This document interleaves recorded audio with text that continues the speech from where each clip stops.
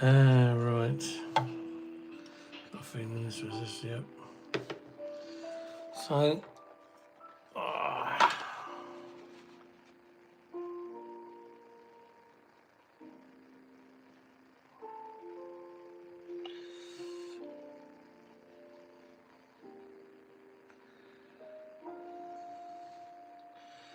124th Sierra Fa2 Airfix. They never actually made one, but I converted this one. And it's been through the wars a bit, and I'm just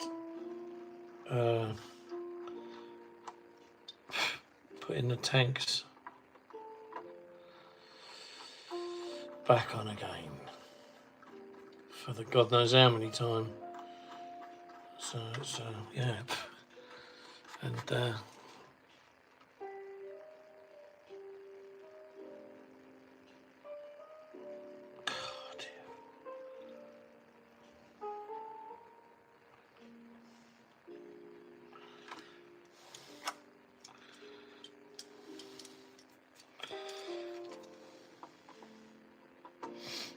this one I've never ever got around to finishing. It took me ages to get this far. Oh, that's the end of that. Let's come out the other side. That was quite a short one. Right, let's see if the tank fits on. It's just, this comes off. Quite a tight fit. There we go. That one's gone in. Yeah, they're both in. So that's it. So that's how it looks like that.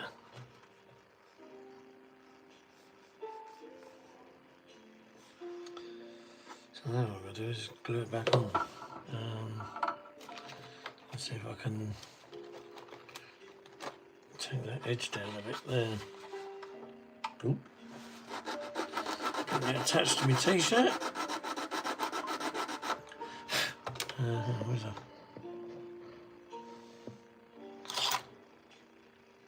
No, I don't know.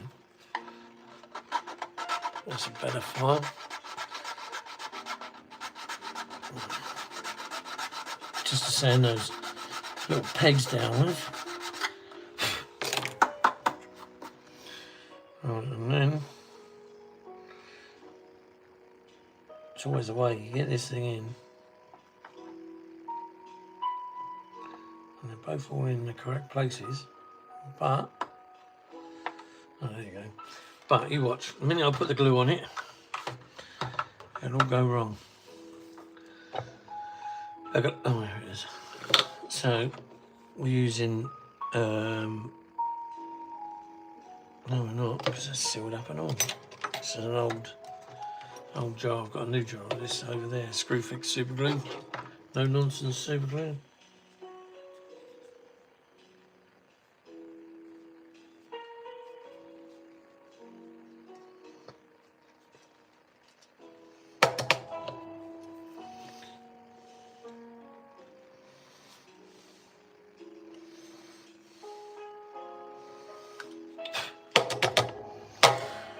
Right, happy that there now.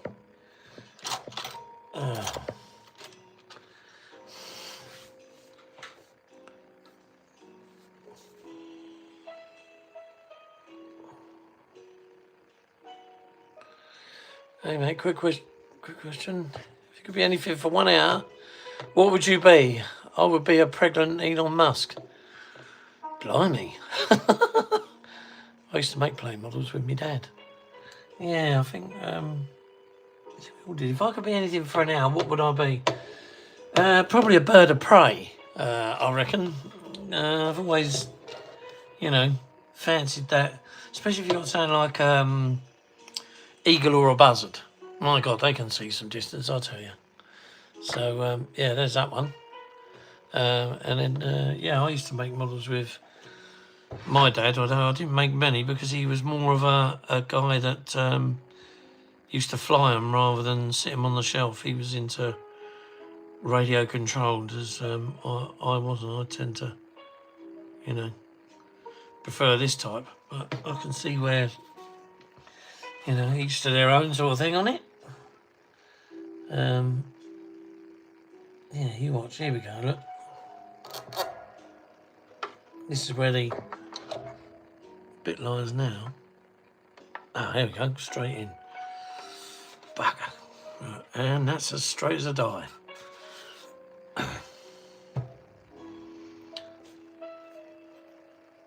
Why it is with these spiders, I haven't got a clue what they eat, but they shit everywhere. Is that an F4 Phantom? What, that thing over there? It is. That there is this is a Sea Harrier. This is Airfix's 124th Harrier. So that I decided to make an Fa2. There is a... No, I can't get to it. There is a Phantom over there. A little 48 scale one, but this is 124th. Abraham, how you doing? Yeah, look, spider pup. And yet I can't find the bugger. He's supposed to be up there somewhere. I did see one a few weeks back, but right, that's looking good there for that. That's now dried. So now what I've got to do is put this one on. I've got another one. I can't remember where it is. I think it's in that tub over there because it doesn't seem to be here by any means of the word. So let's just put this on here. Old weather's on the change, isn't it? Hello, Stuart. How you doing? I must admit, I don't announce when I go live. I just switch it on and do something for the sake of just doing a video, really. And I thought, well, this old girl, she just needed a bit of TLC to get her back looking sort of like fair and square. And she is the reason behind me getting a 3D printer, because the wheels, for one thing, on this kit were all right, but there are a lot better wheels out there. But it's a case of sometimes you need a 3D printer to print them off, and if you can buy the files or get the files. But the other thing, more to the point, was I had a mighty fine copy in there and no seat. There's no seat. The kit seat is very tonkerish, toy-like, yeah.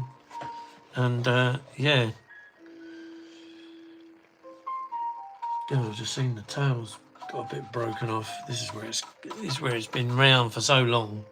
This thing's getting Hangar Rash. So where you got the vortex generators on the wings here, these lot here are missing. So it's got 3 on this side. There's a few more on this side, but the 2 missing there. And I had to make this wing with the dog tooth filtered out. So this is the original kit wing. I had to use filler.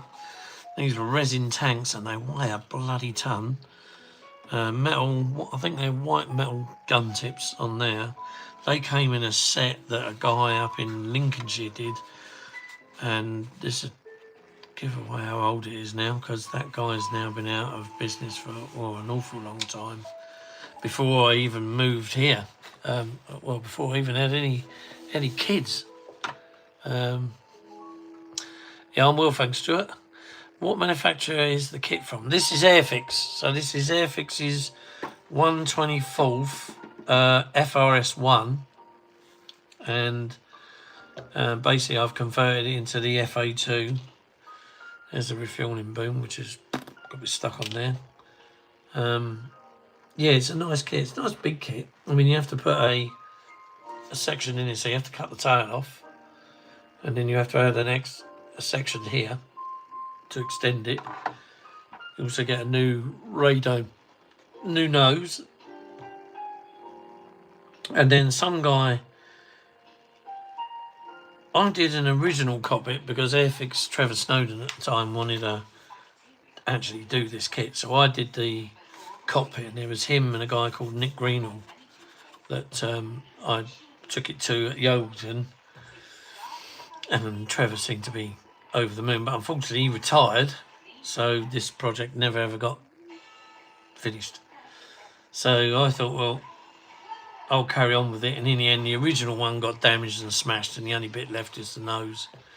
So I got another kit, decided to do the same thing, but this time there was a guy called Ian who did the tanks and the conversion set with the nose and the gap filler up here.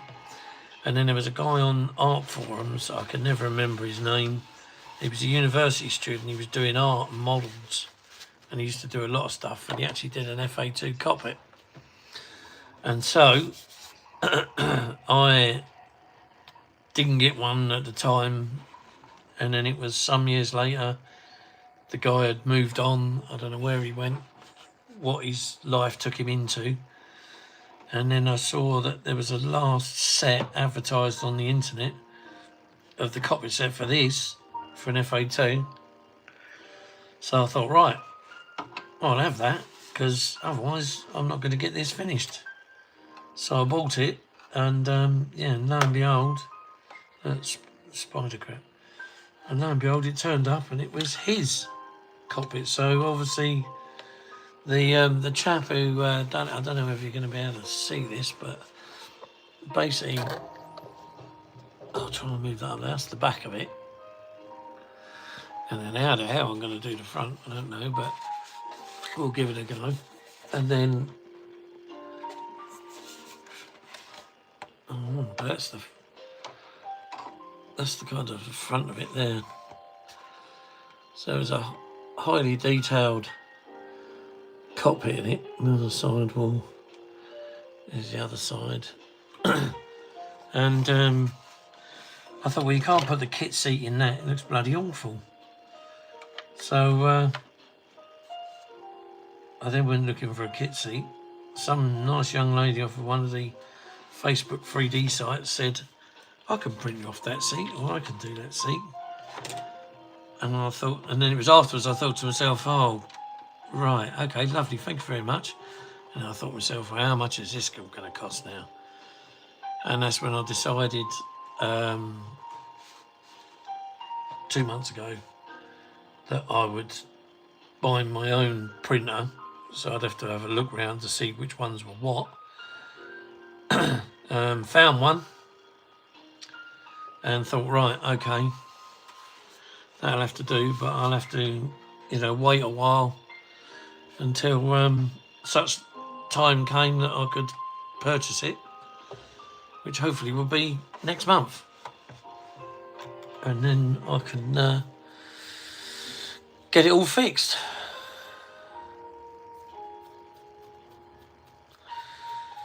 Yeah, you're not wrong there, Stu. I'll tell you, they do. That was the thing I found with the undercarriage, because when they first did this as a GR1, everything folded up and folded down. It was a bit like all the Spitfires, the Mustangs, the Hurricanes that Airfix originally did, and yeah, it was looking very, very, very, very toy-like. And so, in order to take that element away, you need to get rid of them and put a bit more serious. The only thing is here the wheel bay is still the same. I don't know what's happened here.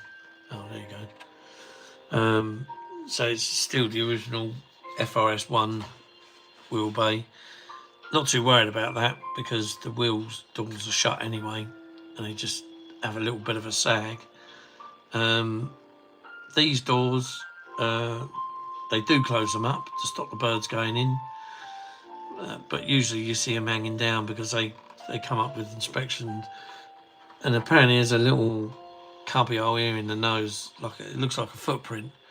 You have to pop that out, and that's it's open with a little tap in there that shuts the doors up and opens them. But this one's been around, like I say, for quite a while. It's actually showing signs of cracking here. There's some cracks appearing. So I just put a bit of Tamiya stuff in there. This air brake needs a piston putting in, but I built all of that myself in there. Done quite a bit to it. I mean, the aerials have broken off, but I made all them myself. So yeah, she's a big old bus. The only thing I couldn't get was the pitot tube that went in the tail. I thought, well, I'll have to, once she's done and finished and on her wheels, that I'll have to either machine myself from a little bit of aluminium rod or make out a plastic rod and do it that way. But I have faith that she will be finished one day. As of when, I have no idea. Hello, Mars. Yes, I will email you. I had your I've done a video but I haven't put it up yet, but your sticker was here. And it was good seeing you. Barking mad that I am, but yeah, great stuff. Yeah, it was it's a kit. I don't know, Airfix don't do it anymore. The other thing as well with Airfix and a lot of their old stuff is I don't know whether they've got the moulds, because when they had their program on TV, this was never mentioned, but they mentioned that they sold a lot of them old moulds off for scrap because they needed money for whatever reason, I don't know. So maybe the old Harrier went in the bin. I don't know. It would be nice. Well, with their technology that they got today, like a lot of things, it would be nice to see something like this and to see what they could actually produce with all their 3D printed technology, because I'm bloody sure that they could whack this out, because this wasn't really a kit that had many parts. You know, the wing was 4 bits, so you had that piece, the main piece, and the 2 undersides. That was 1 piece, so there's 5, 6, 7, 8 for the fuselage halves, 9, 10 for the front, 11 for the nose. Then you got all these little bits, you know, you can see you're up to about 30, 40 there. And then you got the tail planes. I mean, you could possibly just do the tail plane 1 piece and then add that. The tail fin was 3 bits, a rudder, 2 halves. So it's feasible to actually make. But then again, I suppose, you know, does anybody really want hello, you cheeky sod, do you drag this out? And the other day in Model Works.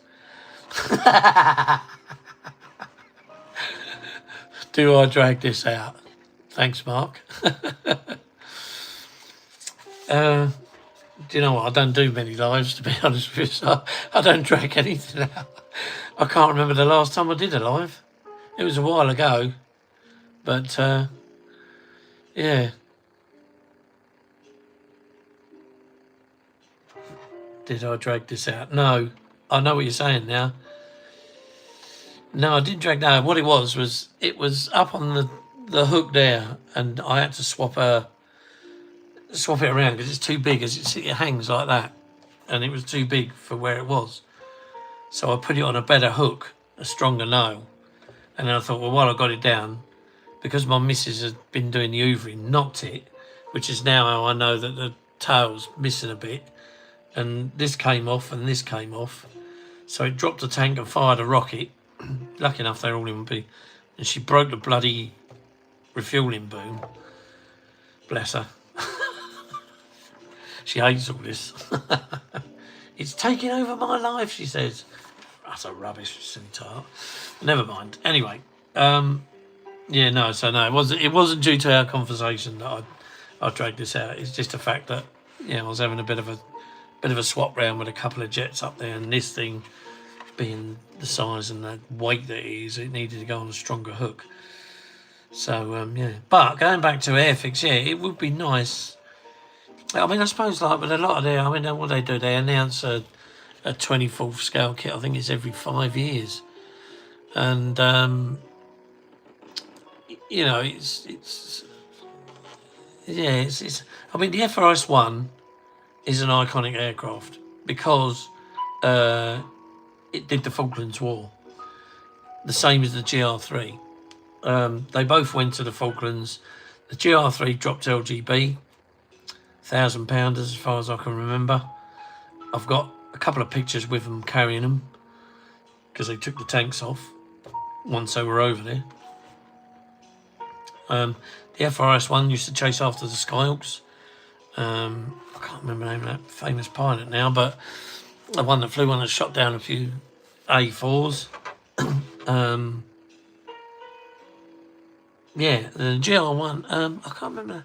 How was it? He gave me a book. He came to do when I had my when I was with a radio control model club. We had the test pilot come there. I can't remember his bloody name now. No, not Sharky Ward. I've done a model of Sharky Ward. I don't know if it's around here somewhere. A bust, just the top half. No, it was the test pilot. I can picture him now because he had jet black hair, bloody great thick eyebrows, tallest looking bloke. But they're both gone. Yeah, Sharky Waldo's passed away. Yeah, he passed away a couple of years ago. But this other one, he used to be down at Farnborough. Where I first met him, he was doing book signing, and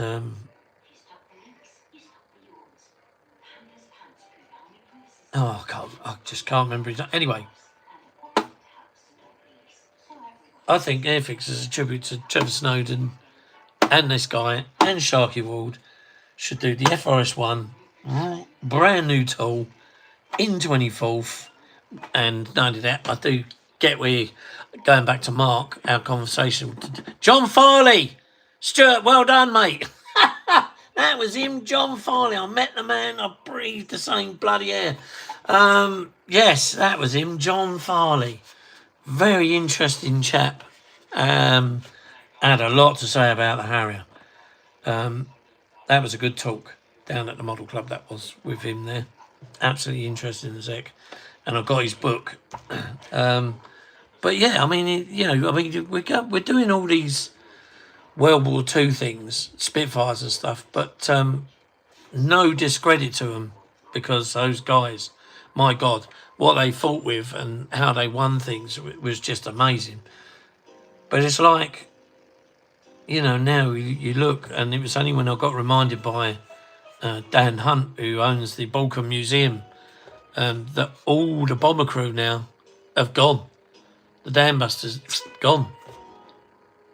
They've all, moved into that flat up above us. And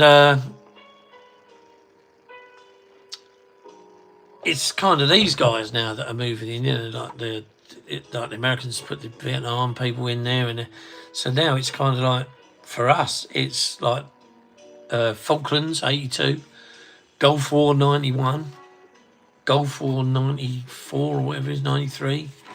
It's all of that. It's those guys that are existing now, and maybe just do something for them. I don't know. What we got here? I'm trying to read it. A cranky angle. You see the mess there, can't you? Johnny Fudge was the test pilot of the Harrier. That's right, Stuart. Do you have tips for gluing small pieces without getting everything around them littered in glue? Yeah, so what I do here, if I'm going to glue, where is it? I did have it here. It's gone. Anyway, what I use is, if you go to places like, this comes from McDonald's, but if you go to places like Costa and that, you get a spoon, a knife, and a fork, a wooden spoon. So if you're going to put anything like super glue, just put a dot of that on here, and then get a cocktail stick. I know this isn't, and I'll just spread it out a little bit so it's not a big bubble. Get your tweezers with, say, like aerials, poke it on there, drop it on the model, done. Anything like, if you're going to use this stuff, then I do the same thing again, or I put it on I've also used this.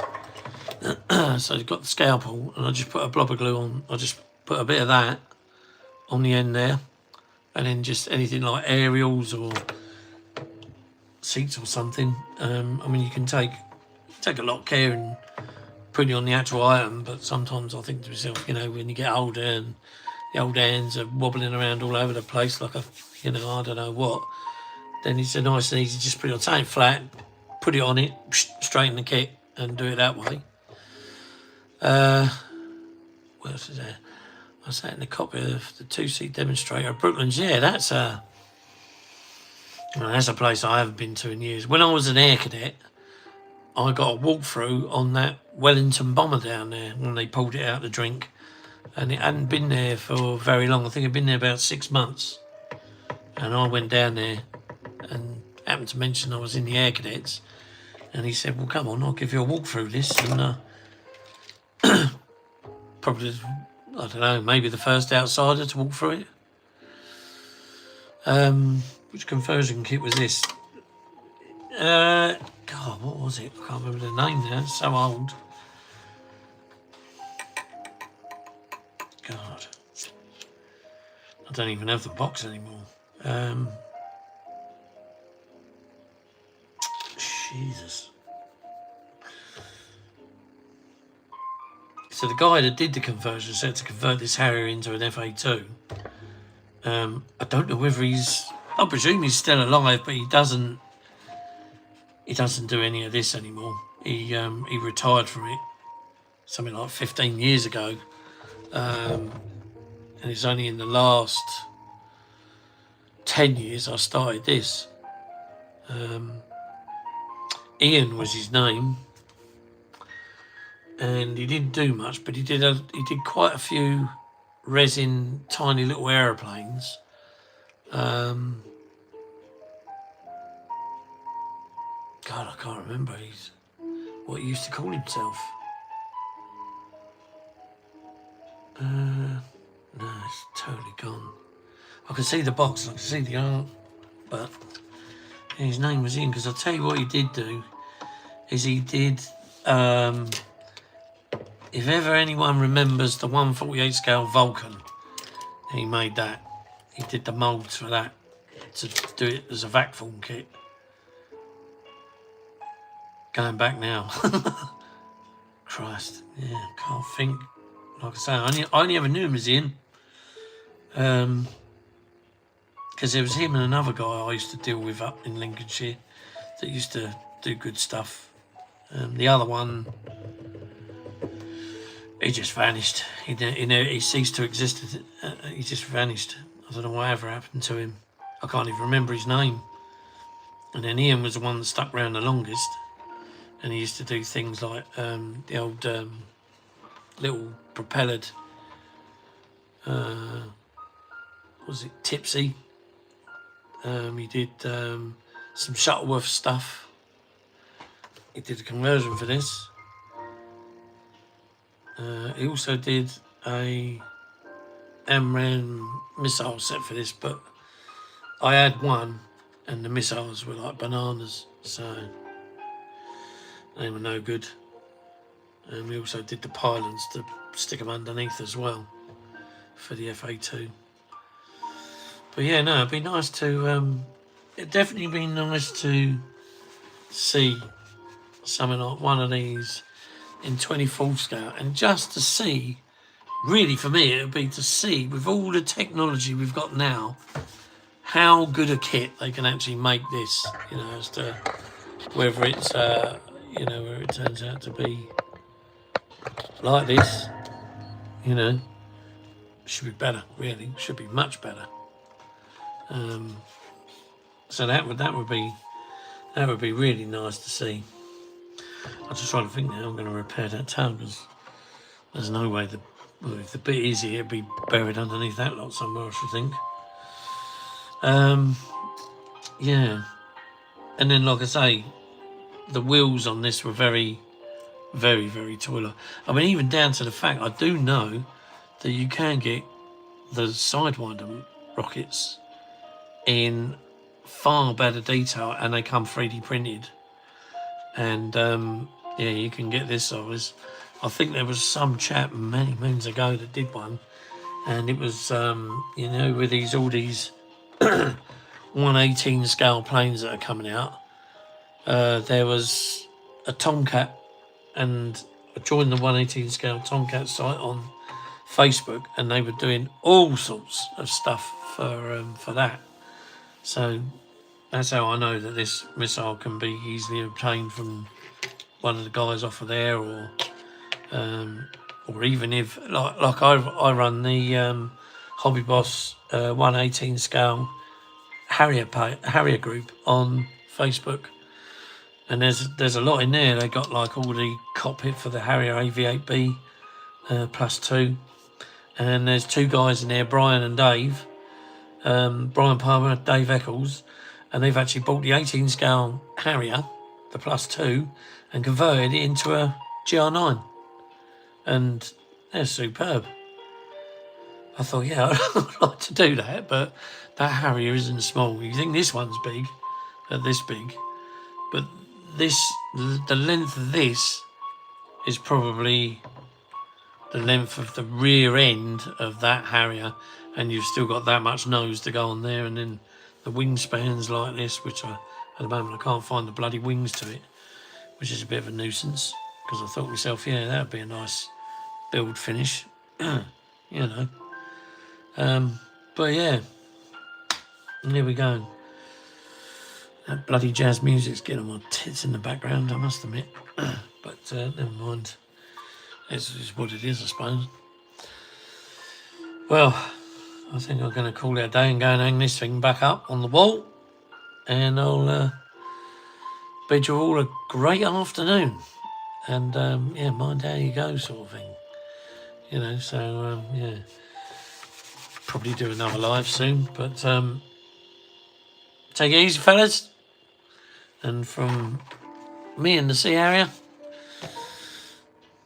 have a good one. See you later.